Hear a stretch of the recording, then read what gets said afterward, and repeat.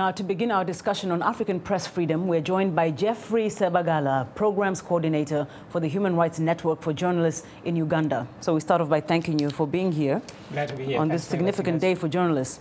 So your organization, Human Rights Network for Journalists in Uganda, almost implies that it's a tough environment to work in. Tell us why it was formed and what it does. Wow, happy to be here, and good afternoon, listeners and viewers. Wow, Uganda has had quite a number of issues from independence, and I'm a journalist by profession. I've worked in Uganda actively in the media for 8.5 years. I started actually in 2000 and up to 2008 when my contract was cut short on the orders of the government, so I lost my job. I was working with one of the radios in Uganda, a Catholic radio based. So what happened after my sacking, then the intention was really to narrow my space of expression. And sacked because of what? I was sacked because of actually what I was doing. I was the head of Human Rights and Political Desk. So I was really... You're reporting on the violations. Reporting about corruption, human rights issues, extrajudicial killings, so on and so forth. So I think the government wasn't pleased about what I was doing, and then I was sacked.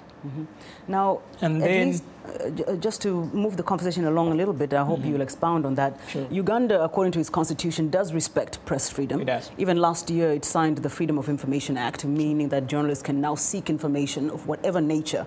But in a recent report you wrote, you're saying that the reality is really quite different, that is not the practice. Sure. Explain. I think what is Uganda seems to be one of the countries in this world with beautiful constitution. It stipulates every right. And the problem is really bringing those good laws in practice. The implementation is the problem, because when you look at freedom of expression, press freedom, assembly, these are really key rights that are stipulated in the constitution. But, the government, it has put in place laws that contradict with the constitution. And of course, at the international level, it has signed many treaties that really guarantee and obligate the government really to protect these freedoms. But down in Uganda, I think it's a practice in Africa where governments do not really implement or do what they're supposed to be doing, either by the constitution or the laws that they've signed. Tell me why that is. I mean, journalists have been targets of many governments around the continent. You noted in a recent report that the organization documented an increase in the attacks against journalists. Definitely. Most currently in 2011, 107 cases, up from 58 and 38, 2010, 2009, respectively. Why is that? Well, I think the governments in Africa, particularly in Uganda, have not appreciated the role of the media. The media is being seen as an enemy, as a nothing-to-do group. Now, is there any justification for the government feeling that? Because there has been that accusation, too, that some media and some journalists do go overboard. Not really, because there are mechanisms under which really, if somebody has erred in the law, such an action should be taken within the law. But when you look at the actions like the walk to work, journalists have been targeted because they have been hunted down, known to carry what the police is doing to demonstrators.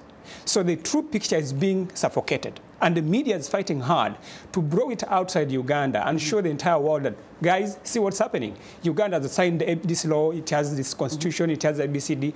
And so these voices are being curtailed because the government, particularly the police or security forces, do not want their brutality to be seen. Now, quickly, before you go, social media, is that helping to break this injustice against journalists? Well, I should say we have social media. We have social media in Uganda, but it's also under attack because the mainstream media has lost it. There's a lot of censorship. The government has targeted it, and then many people are looking at it as an institution which is now relevant to them. So social media has been the way to go. Unfortunately, now the government has actually wanted to block the platforms like Facebook, whatever, last year. Now this year, they have started actually just selling mobile phones without laws. I have to stop you there. It's a long subject, but really we appreciate that you came by to share with us your experiences in Uganda. That's Geoffrey Ssebaggala, Programs Coordinator for the Human Rights Network for Journalists, joining us here on In Focus.